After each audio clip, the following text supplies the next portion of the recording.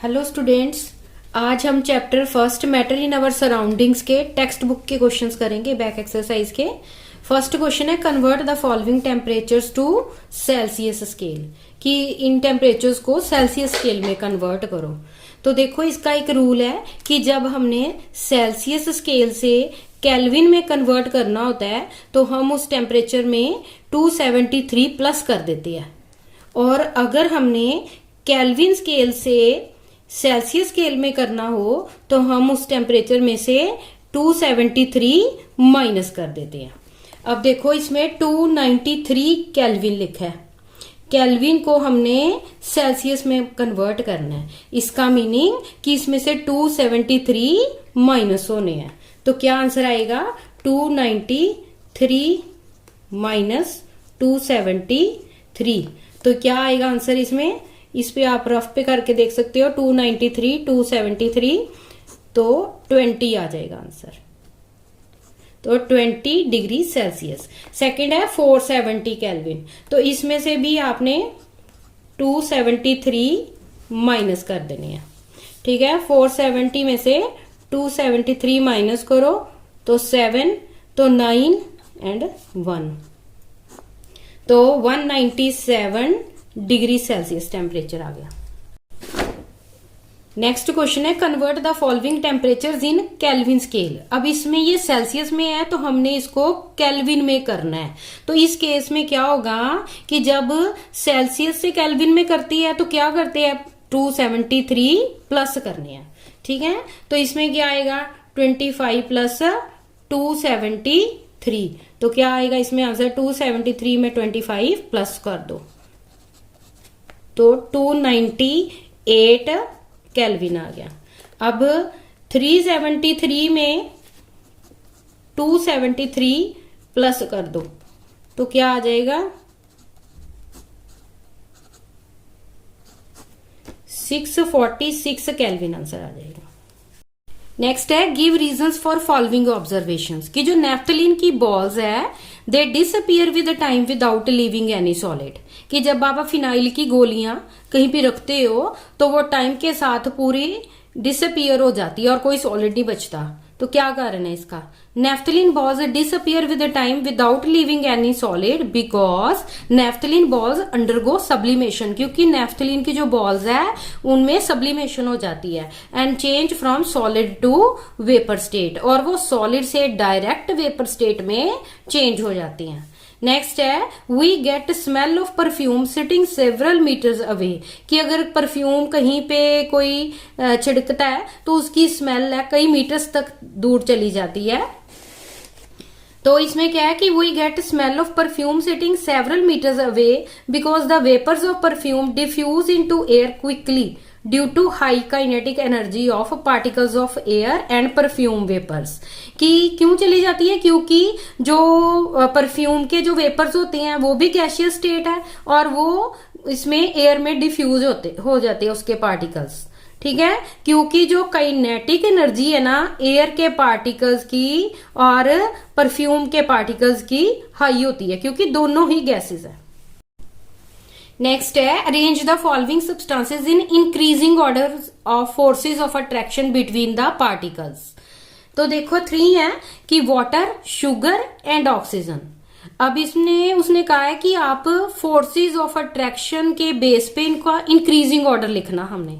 ठीक है, तो वाटर क्या है? लिक्विड है। शुगर क्या है? सॉलिड है। एंड ऑक्सीजन क्या है? गैस है। और जो फोर्स ऑफ अट्रैक्शन है ना पार्टिकल्स की सॉलिड में वो मैक्सिमम है, and force of attraction between of liquid is less than solid. और लिक्विड के केस में सॉलिड से जो पार्टिकल्स में अट्रैक्शन है वो कम है।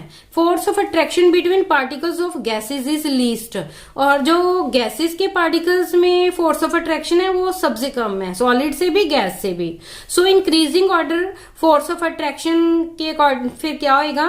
ऑक्सीजन में सबसे कम, फिर वाटर में उससे ज्यादा, एंड शुगर में सबसे ज्यादा। तो ये इसका इंक्रीजिंग ऑर्डर।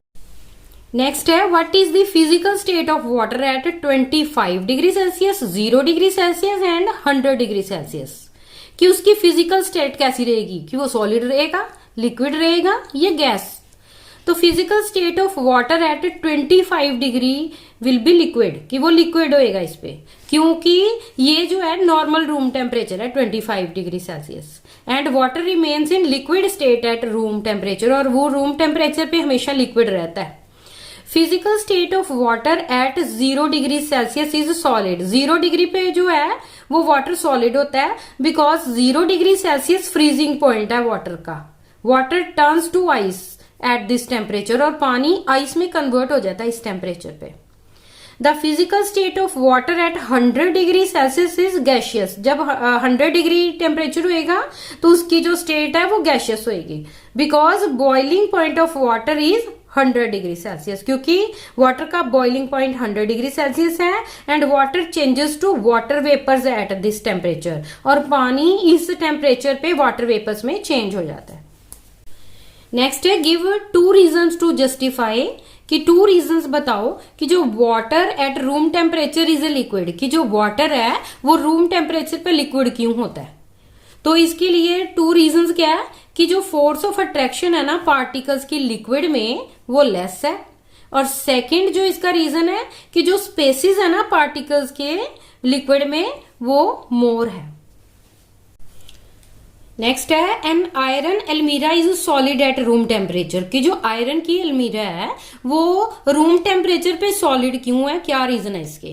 तो इसके लिए 2 रीजन क्या है, कि जो force of attraction between particles of solid is very high, क्योंकि सॉलिड के बीच में जो पार्टिकल्स हैं उनकी फोर्स ऑफ अट्रैक्शन हाई होती है, और जो the spaces between the particles of solid are very less, और उनके जो पार्टिकल्स के बीच का स्पेस है वो बहुत। नेक्स्ट है why is ice at 273 kelvin more effective in cooling than water at same temperature, कि जो आइस जब 273 केल्विन पे होती है वो, और जो वाटर जो है वो 273 केल्विन पे हो, तो जो आइस है वो ज्यादा ठंडी होती है इस टेम्परेचर पे, इसका क्या कारण है।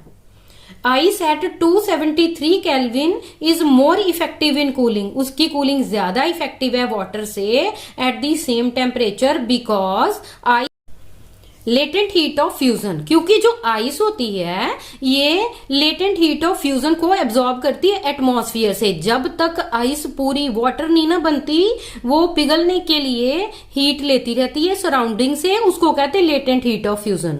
तो इसकी वजह से when it melts which water at 273 kelvin does not have, और जब ये पिघल जाती है तो वो लेटेंट हीट ऑफ फ्यूजन उसमें नहीं होती। नेक्स्ट है what produces more severe Burns boiling water और स्टीम, कि जो उबलता हुआ पानी वो ज्यादा जलाता है स्किन को, कि स्टीम कॉजेज मोर सीवियर बर्न्स, कि स्टीम से ज्यादा बर्न्स हो जाते हैं। तो स्टीम में क्या कारण है इसका, क्योंकि जो स्टीम है इसमें लेटेंट हीट ऑफ वेपोराइजेशन होती है। जब स्टीम टच करती है ना बॉडी को ऑफ समवन तो स्टीम कंडेंस हो जाती है, क्योंकि ठंडा सरफेस मिलता है उसको, तो वो स्टीम फिर उसमें कंडेंस हो जाती है वाटर में, and it release latent heat, और वो वहां पे जितनी भी उसने लेटेंट हीट एब्जॉर्ब की थी वो उसमें चली जाती है बॉडी पार्ट में, which result in more heat transfer, और हीट ट्रांसफर ज्यादा हो जाती है, and cause more severe burns than boiling, और इसमें जो है सीवियर बर्न्स होते हैं, ज्यादा बुरी तरह से स्किन जलती है then boiling water. Next question है name A B C D E and F in following diagram showing change in its state, कि स्टेट की चेंज होती है तो इसको क्या कहते हैं। सबसे पहले देखो जब सॉलिड लिक्विड में चेंज होता है तो वो क्या होता है, तो इसमें क्या है, जब सॉलिड लिक्विड में चेंज होता है तो इसको क्या कहते हैं, मेल्टिंग। तो यहाँ पे ए का आंसर क्या है, मेल्टिंग। सेकंड है कि जो लिक्विड है वो किस में कन्वर्ट होता है, गैस में। जब लिक्विड गैस में कन्वर्ट होता है तो फिर उसको क्या कहते हैं, वेपोराइजेशन। तो बी का आंसर क्या है, बी पे क्या लिखना है, वेपोराइजेशन। नेक्स्ट है गैस जो है, सी में क्या है कि जो गैस है वो किस में कन्वर्ट हो रही है, लिक्विड में। गैस लिक्विड में कन्वर्ट होती है तो इसको क्या कहते हैं, कंडेंसेशन। ठीक है, वेपर्स ठंडे होके किस में कन्वर्ट हो जाते हैं, लिक्विड में। नेक्स्ट है कि जो लिक्विड है वो सॉलिड में कन्वर्ट होता है तो फिर उसको क्या कहते हैं, इसको क्या कहते हैं, फ्रीजिंग। आप लिक्विड को रखते हो फ्रीजर में तो उसकी क्या बन जाती है, बर्फ, तो उसको फ्रीजिंग कहते हैं, लिक्विड का सॉलिड में चेंज हो जाना। नेक्स्ट है ई में क्या है कि जो सॉलिड है वो गैस में कन्वर्ट होता है तो फिर उसको क्या कहते हैं, जब सॉलिड डायरेक्ट गैस में कन्वर्ट होता है तो उसको क्या कहते हैं, सब्लिमेशन। तो ई का आंसर क्या आना है, सब्लिमेशन। और नेक्स्ट है कि जब गैस है वो गैस सॉलिड में कन्वर्ट हो जाती है तो इसको क्या कहती है, डिपोजिशन, जो कि सब्लिमेशन का रिवर्स प्रोसेस है। इसमें गैस सॉलिड में कन्वर्ट होती है। तो ये है आज की हमारी वीडियो।